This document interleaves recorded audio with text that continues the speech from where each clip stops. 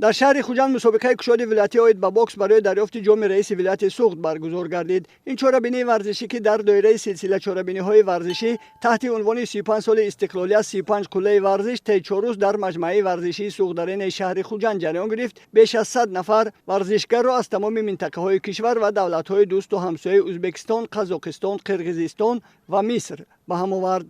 در مسابقه مذکور که در سطح بلند تشکیلی جریان گرفت، مشت‌زن‌ها در وزن‌های از 57 تا بیش از 90 کیلوگرم بین هم رقابت سنجی کردند.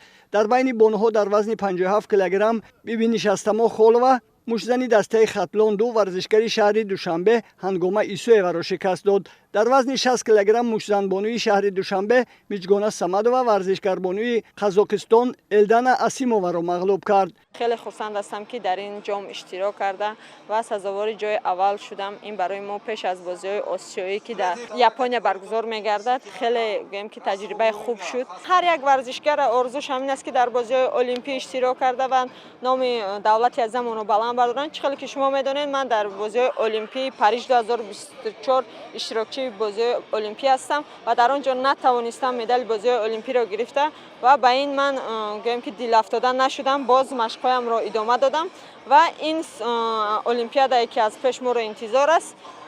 کوشش زحمت میکشیم همش با دستگیری فدراسیون بوکس جمهوری تاجیکستان ما میتوانیم که در المپیاد را خط گرفته و اشتراک کنیم.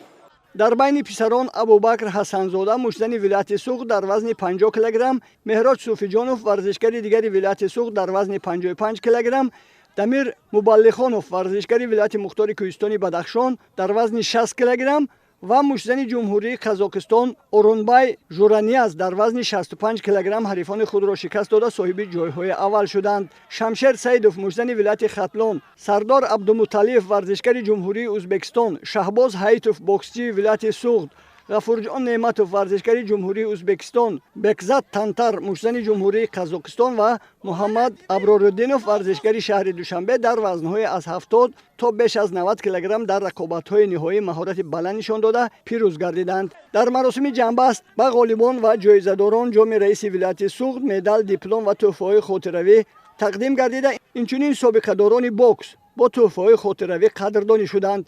برگزاری چنین مسابقه‌های سطح بلند بر رشد بوکس، بلند برداشتن مهارت ورزشکاران، تحکیم دوستی بین جوانان و آماده‌سازی ورزشکاران بالیاقت برای اشتراک در مسابقه‌های بین‌المللی مساعدت می‌نماید.